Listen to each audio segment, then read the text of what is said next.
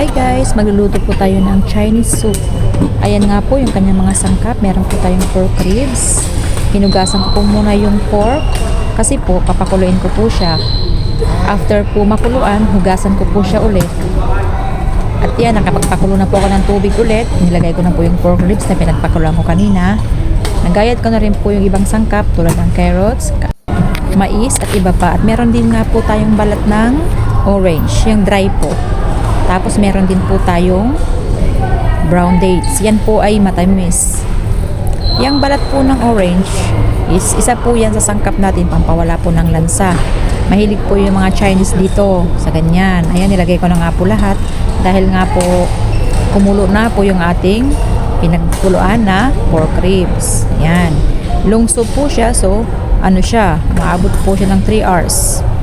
Yan, inilagay ko na rin po ang aking patatas, kamatis, at cabbage po. Hintayin lang po natin hanggat sa lumambot at lumasa na po.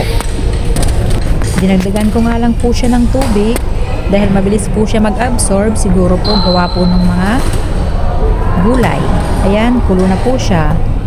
Finished product na po yan natin. Enjoy eating!